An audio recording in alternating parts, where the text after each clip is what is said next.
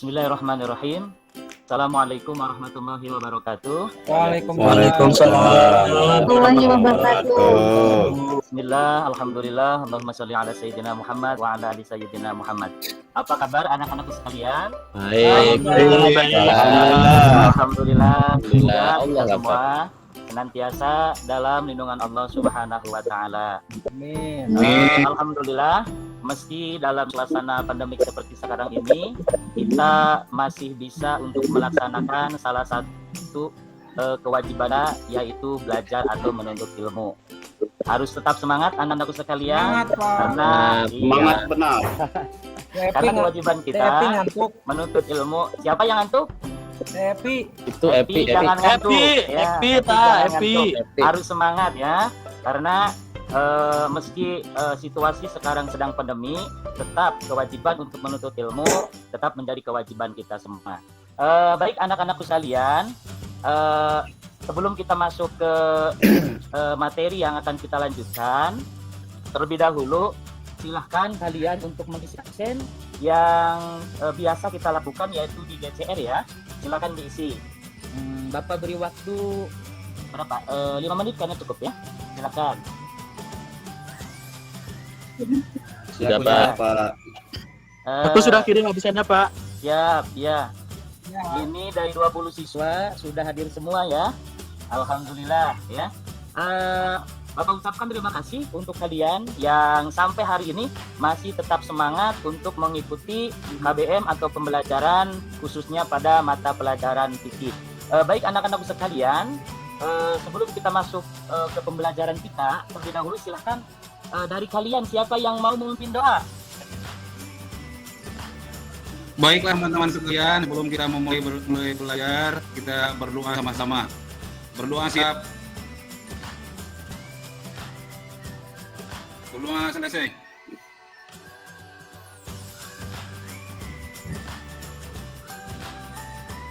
Ya, sebentar ya, anak-anak sekalian. Alhamdulillah hari ini kita memasuki pertemuan yang ketiga ya, yaitu masih berbicara tentang pemulasaraan jenazah ya. Anak-anak sekalian, mingguan kemarin kita berbicara tentang salah satu hal yang menjadi kewajiban seorang muslim terhadap muslim lainnya yang telah meninggal, yaitu tentang pemulasaraan jenazah. Ada yang tahu apa saja yang sudah kita bahas? 2 poin tuh. Memandikan dan mengkapani, Pak. Dan menyalakan kubur. Iya, hari ini ya betul. Kemarin kita baru berbicara tentang 2 poin ya dari materi yang kita bahas bersama, yaitu tentang memandikan jenazah dan mengkafani jenazah. Hari ini anak-anak sekalian, kita akan berbicara tentang poin ketiga yang menjadi salah satu kewajiban seorang muslim terhadap muslim lainnya yang telah meninggal. Namun sebelum Bapak lanjutkan ke materi, apa suara Bapak ini jelas terdengar? Jelas, Pak. Jelas. Jelas. Alhamdulillah, meskipun pembelajaran kita sekarang menggunakan media pembelajaran dengan menggunakan seperti sekarang ini ya, nanti kita akan tambah dengan melihat video, lalu kita akan menggunakan PPT juga untuk bisa mempermudah proses pembelajaran kita. Diharapkan kalian bisa lebih gampang dalam memahami atau lebih mudah dalam memahami pembelajaran kita pada hari ini. Anak-anak sekalian, Bapak terlebih dahulu ingin menyampaikan tentang tujuan pembelajaran kita pada hari ini, yaitu setelah mempelajari, mengamati atau mengadakan pembelajaran kita pada hari ini tentang materi pemulasaraan jenazah, yaitu mensalatkan jenazah, diharapkan kalian mampu mengamalkan kewajiban sebagai umat muslim terhadap orang yang meninggal. Terus diharapkan juga kalian mampu memiliki rasa tanggung jawab melaksanakan kewajiban sebagai umat Islam terhadap orang yang meninggal. Yang ketiga, tujuan pembelajaran kita hari ini adalah diharapkan kalian bisa atau mampu menjelaskan tentang bagaimana tata cara salat jenazah yang benar. Dan yang keempat, apa harapkan dari pembelajaran kita hari ini, kalian mampu memperagakan cara sholat jenazah dengan baik dan benar. Anak-anakku sekalian, nampak belum untuk PowerPoint kita hari ini? Sudah, Pak. Sudah Pak. Selanjutnya pengertian sebelum kita melangkah terlebih jauh tentang bagaimana pelaksanaan daripada sholat jenazah itu sendiri, ya, kita harus tahu bahwasanya sholat jenazah adalah sholat yang dilakukan untuk mendoakan seorang muslim atau muslimah yang telah meninggal dunia, baik laki-laki maupun perempuan. Ya, ini kalian sebagai siswa madrasah aliyah harus tahu tentang apa itu sholat jenazah. Jangan sampai sekolah di madrasah aliyah namun masih sangat tidak mengetahui. Anak-anak ini kalian, hukum daripada sholat jenazah itu sendiri adalah fardu kifayah. Fardu kifayah itu adalah satu kewajiban yang pelaksanaannya dapat tercukupi manakala telah ditunaikan oleh sebagian kaum muslimin dalam suatu wilayah. Namun jika tidak ada yang melaksanakan, maka seluruh kaum muslimin itu berdosa. Contoh nih ya, ini Nurul, ada Nurul? Ya Pak. Asep ada, kemana ini? Ada, Pak. Ada, iya. Seperti contoh, Bapak akan kasih contoh kepada kalian. Contoh, di daerah Sumedang itu, ya, di desa Sumedang contohnya, ada orang yang meninggal. Terus, ada orang yang meninggal, namun tidak ada yang mau mensalati orang yang meninggal tersebut. Tidak ada yang memulasarakan orang yang meninggal tersebut. Maka satu kampung dari daerah tersebut karena tidak ada yang mengurusi jenazah tersebut, maka dihukumi berdosa. Datang aja, contohnya ada Asep santri, Asep keluaran pesantren tuh, contohnya dia mengurus jenazah, maka kewajiban yang lainnya itu telah terselesaikan. Ini gambaran kecil daripada fardu kifayah. Ada yang ditanyakan anakku sekalian? Kalau tidak ada kita lanjut. Oke. Selanjutnya tentang syarat-syarat sholat jenazah. Anak-anakku sekalian, sholat jenazah ini tidak sah dilaksanakan kecuali apabila terpenuhi daripada syarat-syaratnya. Yang pertama yang harus kita pahami, ini sebagai sebagai siswa atau siswi madrasah aliyah, ini jangan sampai kurang pengertian tentang ilmu mensalati jenazah, termasuk pada aturannya. Ada syarat, ada rukunnya. Yang pertama kita berbicara syarat. Ini syarat sahnya seperti terdapat pada syarat sholat yang lainnya, yakni seperti kemarin kita bahas materi-materi yang terdahulu pada bab najis dan yang lainnya. Pada sholat jenazah juga anak-anakku, kita dituntut harus bersih, ya, bersih dari hadas maupun suci dari najis, pakaian, tempat maupun yang lainnya. Termasuk juga dalam sholat menyalati jenazah kita harus menutup aurat dan jangan lupa menghadap kiblat. Jadi jangan sampai semangat sholat jenazah tetapi tidak menghadap kiblat. Pak, saya mau menghadap ke wetan saja, atau kalau kata orang Sunda, ya, tidak bisa. Salah satu syarat sah sholat, salah satunya adalah harus menghadap kiblat. Selanjutnya anak-anakku sekalian, sholat jenazah ini harus didirikan setelah jenazah itu dimandikan atau selesai dikafani, ya. Jadi tidak boleh Asep nih, ya, kalau ada jenazah baru meninggal, Asep mau buru-buru nih, tetangga meninggal, Asep buru-buru mau ke kota, saya sholatnya sekarang saja. Itu nggak bisa, harus jenazah ini harus dikafani dan dimandikan. Yang ketiga, anak-anak, jenazah harus diletakkan di sebelah kiblat orang yang menyalakannya, artinya di depan, jangan di belakang, ya, mensalati jenazah. Meski orang yang sudah meninggal, jadi tidak boleh, Pak, jenazahnya di belakang sajalah, takut, nggak bisa, harus di sebelah kiblat, artinya di dekat kita. Baik anak-anakku sekalian, sampai sini ada pertanyaan tentang sholat jenazah?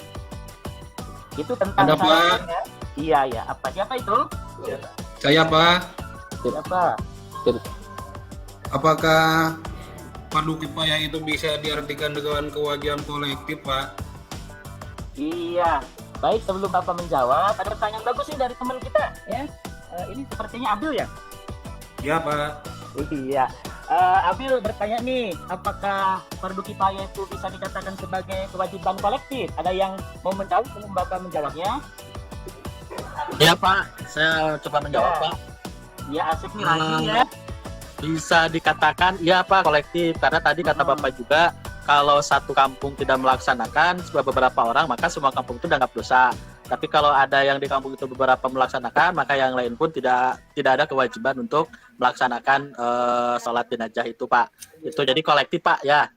Iya, betul sekali. Jadi itu jawabannya ya, Nabil. Jadi Terima kasih, Pak. Iya, sama-sama. Jadi bisa dikatakan melihat dari definisi yang ada bahwasanya kefarduan yang bisa diwakilkan, kewajiban yang bisa diwakilkan oleh muslim yang lainnya, ini sama halnya bisa dikatakan istilah dengan kefarduan yang kolektif, yang kefarduan tersebut bisa gugur karena ada sebagian orang yang melaksanakannya. Baik anak-anak sekalian, bisa kita lanjutkan? Bisa, Pak. Iya, siap. Setelah selesai kita berbicara tentang syarat sah, hari ini pada saat ini kita lanjutkan tentang waktu dan tempat daripada sholat jenazah. Untuk waktunya sholat jenazah sendiri, anak-anak sekalian, dalam pelaksanaannya ini tidak ditentukan waktunya secara khusus, ya, melainkan ia dapat dilakukan kapan saja, baik siang maupun malam hari, kecuali petang. Ya, ada 3 waktu yang tidak diperbolehkan, yaitu pada saat matahari terbit, ya, sehingga dia agak meninggi. Terus saat matahari tepat berada di pertengahan langit atau waktu istiwa hingga ia condong ke barat, dan saat matahari hampir terbenam hingga ia terbenam sama sekali. Ini 3 waktu yang ini yang pertama. Yang pertama tentang tata cara menyiapkan jenazah adalah niat sholat jenazah. Ya, yaitu niat menyengaja melakukan sholat atas mayit dengan 4 takbir menghadap kiblat karena Allah. Adapun niatnya, silakan Nurul coba dibaca. Niatnya untuk laki-laki atau perempuan? Ini kita untuk laki-laki dulu ya. Oh, untuk laki-laki. Baik, Ya. Pak. Usolli ala hadzal mayyiti arba'a takbirati fardhu kifayati lillahi ta'ala. Iya, betul sekali ya. Selanjutnya, anak-anakku, setelah niat, yaitu rukun yang kedua, yaitu mengajarkan atau mengerjakan sholat jenazah setelah niat, maka takbiratul ihram, yakni setelah mengucapkan Allahu Akbar, sambil meletakkan tangan kanan di atas, ya, tangan kiri di atas, ya, di atas perut atau sedekap, kalau istilah kita, kemudian dilanjut dengan membaca suratul Fatihah. Sudah paham semuanya pasti ya? Iya. Anak-anakku sekalian, ada hal yang harus kalian ketahui dalam sholat jenazah, ada perbedaan.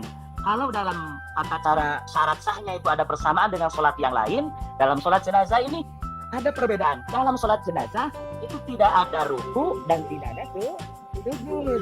Jadi jangan malu-maluin anak alia. Mau ikut sholat jenazah, yang paling depan sopnya, yang lain takbir, ini kalah ruku. Jangan malu-maluin ya. Jadi setelah niat takbir pertama yaitu membaca apa? Membaca suratul Fatihah. Terus yang kedua, setelah takbir yang kedua yaitu membaca sholawat kepada baginda Nabi. Ini bacaan sholawatnya. Mau yang sholawat Ibrahimiyah juga boleh, atau sholawat yang pendek. Ya, Allahumma sholli ala sayyidina Muhammad wa ala ali sayyidina Muhammad. Anak-anakku sekalian, selanjutnya setelah takbir yang kedua dan membaca sholawat Nabi, maka dilanjutkan dengan takbir yang ketiga. Pada takbir yang ketiga ini, ya, membaca doa sholat jenazah atau mendoakan mayit. Seperti halnya seperti ini ya. Allahumma sholli ala sayyidina Muhammadin. Maaf ya. Allahumma gfir lahu, mana ini? Allahumma gfir lahu warhamhu. Ini. Allahumma gfir lahu warhamhu wa'afihi wa'fu anhu, dan seterusnya. Silakan file lengkapnya sudah Bapak kirim ya, untuk tata cara mensolati jenazah laki-laki atau mensolati jenazah perempuan. Kita secara ringkasnya saja untuk hari ini. Selanjutnya anak-anakku, pada takbir yang setelah takbir yang ketiga, kita lanjut takbir yang keempat, yaitu membaca doa sholat jenazah sebagaimana yang ada di tampilan. Akromi ada, Akromi? Ya, hadir. Iya, coba Akromi doa yang keempat ini mendoakan keluarga jenazah. Coba dibaca. Bismillahirrahmanirrahim. Allahumma la tahrimna ajrahu wa la tahtinna ba'dahu waghfir lana wa lahu. Iya, bagus Amin. sekali ya. Anak-anak sekalian, setelah selesai takbir yang keempat, membaca doa, yang terakhir sebagai penutup adalah membaca salam. Assalamualaikum. Untuk kalian yang sudah dibagi kelompok, ketuanya Nurul sama Asep ya. Coba Nurul praktekkan bagaimana ini ya perwakilannya setelah berdiskusi. Silakan perwakilan dari kelompok Nurul sama Asep untuk bisa mempraktekkan sholat jenazah yang laki-laki maupun yang perempuan. Materi yang lengkapnya sudah di-share di grup ya. Silakan. Baik, Mau Pak. siapa dulu? Kelompok Nurul dulu, Bu. Boleh, boleh. Silakan. Mau KM-nya atau ketuanya atau siapa? Saya ketuanya, Oh, Pak. boleh, boleh. Salatnya laki-laki ya. Boleh. Bismillahirrahmanirrahim. Sholli ala hadzal mayyiti arba'at takbirati fardhu kifayati lillahi ta'ala. Allahu akbar. Fatihah, Pak. Boleh. Nah, terus nggak usah dibacain, Pak ya, Fatihahnya. Boleh. Nah, Allahu akbar. Terus salawat, Pak. Ya. Allahumma sholli ala sayyidina Muhammad dan seterusnya. Allahu akbar. Allahumma fir lahu warhamhu wa'afihi wa'fu anhu dan seterusnya. Allahu akbar. Allahumma la tahrimna ajruhu wa la taftina ba'dahu dan seterusnya, Pak. Lalu salam. Assalamualaikum. Assalamualaikum. Selesai, Pak. Boleh, bagus ya untuk Nurul. Yang lainnya juga diharapkan supaya bisa. Asep ada? Ada Pak. Oke. Asep mau ketuanya atau yang lainnya nih? Saya mewakilkan kepada wakilnya Pak B. Akromi. Boleh, boleh, silakan. Asep mah suka gitu, Pak. Itu iya. Nggak apa-apa. Yang laki-laki kita perempuan nih. Coba yang Romi, yang perempuannya ya. Siap, Bapak. Bicaraan Akromi. Usolli ala hadhil mayyitati arba'a takbiratin fardal kifayati. Dari imam nih, Pak. Imaman lillahi ta'ala. Allahu akbar. Bismillahirrahmanirrahim. Waladdallin. Allahu akbar. Sholli ala sayyidina Muhammad. Allahu akbar. Allahumma ighfir lahu.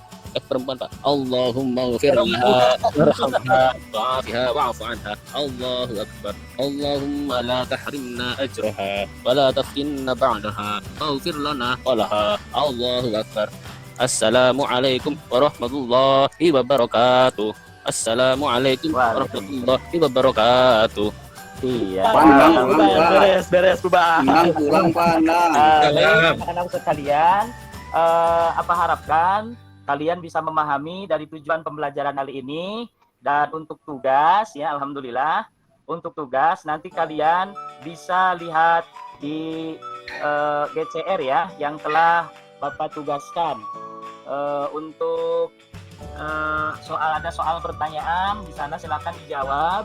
Nanti untuk nilai apa bisa langsung kirim langsung ke kalian ya. Untuk absen juga jangan lupa.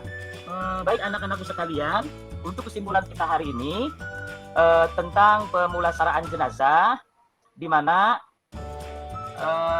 waktu daripada hukum melaksanakan sholat jenazah adalah fardu kifayah.